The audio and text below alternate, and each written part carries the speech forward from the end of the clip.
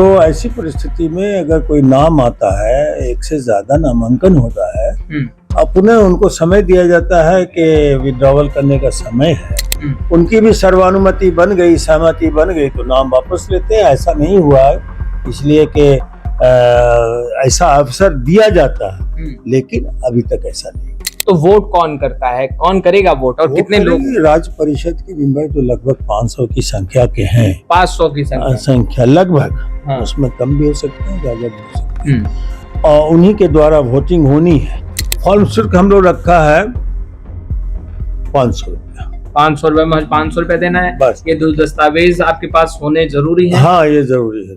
नमस्कार, आप live cities देख रहे हैं, आपके साथ मैं हूं वसीम खान। आरजेडी का अगला प्रदेश अध्यक्ष कौन बनेगा? देखिए, एक प्रक्रिया के तहत प्रदेश अध्यक्ष चुने जाने हैं। संगठन के अंदर चुनावी प्रक्रिया चल रही है और ऐसे में देखिए जगदानंद सिंह खूब सुर्खियों में है। क्या एक बार फिर जगदानंद सिंह आरजेडी के प्रदेश अध्यक्ष के चेयर पर बैठेंगे या फिर कोई और? कई नाम हैं जो कि बिहार की राजनीति में चर्चा का विषय बने हैं। मंगीलाल मंडल हैं, आलोक मेहता हैं, कई नाम हैं। मगर देखिए चुनावी प्रक्रिया क्या होगी, कैसे चयन किया जाएगा आरजेडी के नए प्रदेश अध्यक्ष का। हमारे साथ आरजेडी के वरिष्ठ नेता तनवीर हसन जी हैं, इनसे हम तमाम बातें जानेंगे। सर, सबसे पहला सवाल तो यही होगा, संगठन के अंदर चुनाव हो रहा है, जिला अध्यक्ष, प्रखंड अध्यक्ष चुने जा रहे हैं, मगर प्रदेश अध्यक्ष को लेकर सभी की निगाहें टिकी है। चयन की प्रक्रिया क्या होगी? जो सामान्य निर्वाचन में चयन की प्रक्रिया होती है, वही प्रक्रिया यहाँ भी अपनाई जाएगी।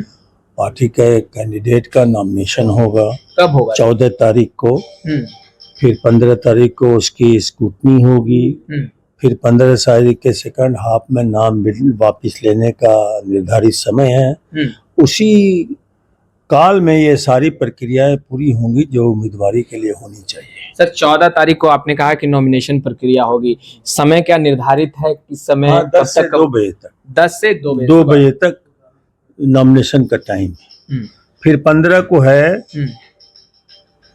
नामांकन जांच की तिथि है 15 को। 10 से लेके 12 बजे तक। फिर उसी दिन 1 बजे से लेकर 3 बजे तक नाम वापस लेने का भी निर्धारित समय है। अगर जो लोग नाम वापस लेना चाहें, वो सब दिया हुआ समय निर्धारित, उसी हिसाब से होना है।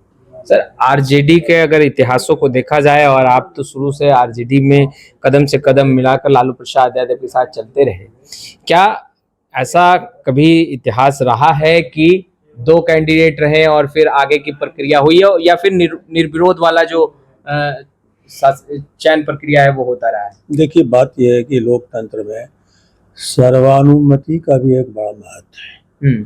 अगर सर्वानुमति किसी एक नाम पर हो जाती है तो लोग अपना नाम वापस लेके समर्थन में ही खड़े हो जाते हैं।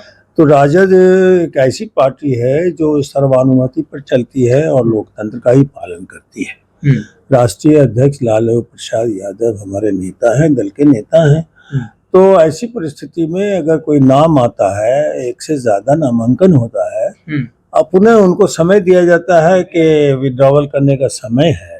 उनकी भी सर्वानुमति बन गई, सहमति बन गई तो नाम वापस लेते हैं। ऐसा नहीं हुआ है, इसलिए कि ऐसा अवसर दिया जाता है, लेकिन अभी तक ऐसा नहीं हुआ।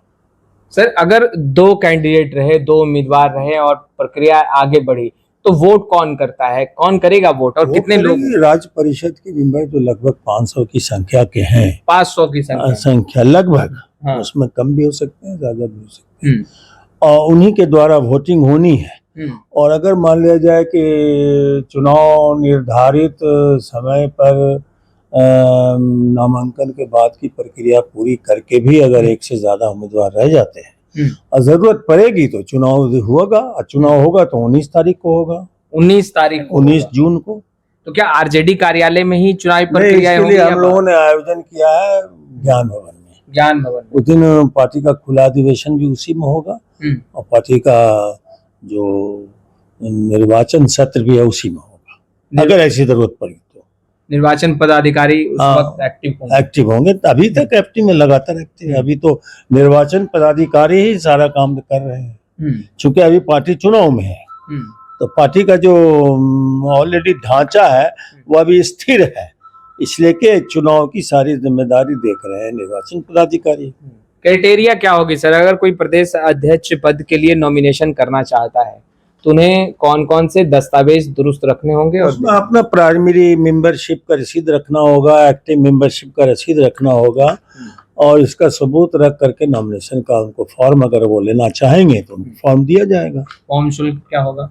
फॉर्म शुल्क हम लोग रखा है 500 रुपया। 500 रुपए में 500 रुपए देना है बस। ये दो दस्तावेज आपके पास होने जरूरी है? हाँ, ये जरूरी है। इसमें अगर दस्तावेज में चूक रही तो आपका फिर कैंसिल फिर तो प्रक्रिया है, नॉमिनेशन में स्क्रूटनी की प्रक्रिया है, नॉमिनेशन पत्रों की जांच होगी, तो जांच होगी, अगर उसमें सही नहीं पाया गया तो कैंसिल हो जाएगा। देखिए, तमाम बातें तनवीर हसन जी ने विस्तार से बताई है कि प्रदेश अध्यक्ष पद के चुनावी प्रक्रिया क्या है, कैसे चयन होंगे, और देखिए कौन से दस्तावेज आपके पास होने चाहिए, अन्यथा आप अगर नॉमिनेशन करवाए हैं तो आपका रद्द हो सकता है, कैंसिल हो सकता है, मगर निगाहें नाम पर है, क्या जगदानंद सिंह या फिर कोई और।